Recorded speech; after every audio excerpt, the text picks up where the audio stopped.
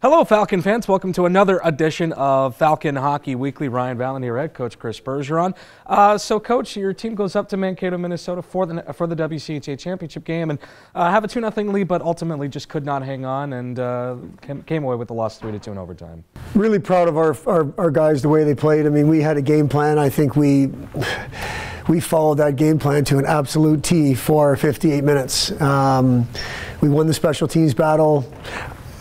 It felt like we were really contesting every inch of ice out there in terms of defensively. Our goaltending was more than solid, was big time. Now looking back at the tape, our process wasn't great. We didn't grade out very well. We just,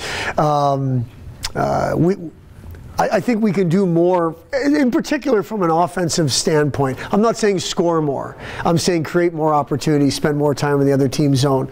But the overall feeling is extreme pride. That's a very difficult situation, and it's worked for the WCHA. When you look at from a league perspective, it's basically we're 3 for 3.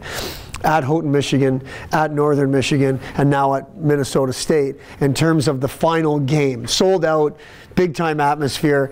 Unfortunately for Bowling Green and for us, we've been on the losing side of 2 of those 3 games. Now, that means we're going to be better prepared for the next time we're there, and we're going to be there again. And you can't teach what we went through on Saturday, and the message to our boys were we went through that together. And that's part of who we are. Unfortunately, we're in the athletics game, and somebody has to lose, and somebody's going to win.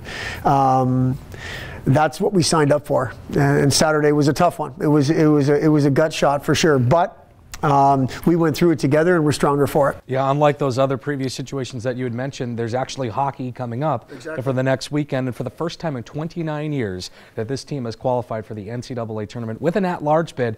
And so that, talk about pride, that definitely means a lot to this program. The alums who have come in here, especially with the previous 28 rosters, and now they're finally in the national tournament. Yeah, and I want to celebrate that with our fans because I know how badly they want this. We're going to celebrate a championship with that group, our fans as well. It's just a matter of when.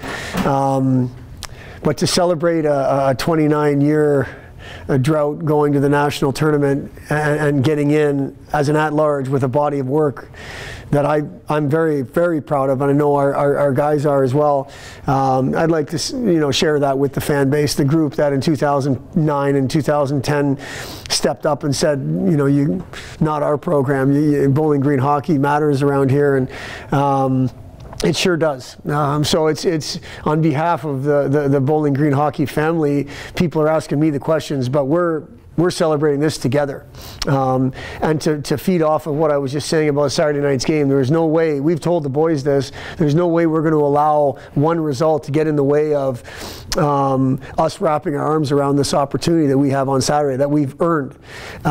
We've worked way too hard over the course of time. That means all of us. Players, staff, coaches, to get ourselves back in this situation. Let's wrap our arms around it. Let's leave yesterday there like we always do and focus on today and the next opportunity. Now, Minnesota Duluth was the last at-large team last year and ended up winning the whole thing. This year, Bowling Green takes on Minnesota Duluth, the defending national champions, and a team that you haven't seen pretty much at all, but other teams that you have played have seen them, and of course, your contacts around the league and around college hockey. So Minnesota Duluth is definitely a handful. Right, it looks like they play one goalie. So I don't want to talk about the depth they have at that position. They've got a big-time goaltender, as every team at this level, at this time of year does. They are extremely deep forwards and defensemen. I mean, it's not one guy. It's everybody, which, we talked to Minnesota State, who's played them. We watched them on tape. Do you compare it to, we've played Western Michigan twice. They finished 3rd in the league. That's what you end up doing, right? You end up looking at things on paper. And then when you see them on video, then it's a little bit more real of how good they are. I think, personally, One of their biggest strengths is their experience. They've been through it, and they've been through it as early as last season. They're coming off of an NCHC playoff championship, and those are a couple. You just can't teach that. That is things that they have ingrained in their program. Is that winning attitude and the experience they went through last year in terms of the tournament.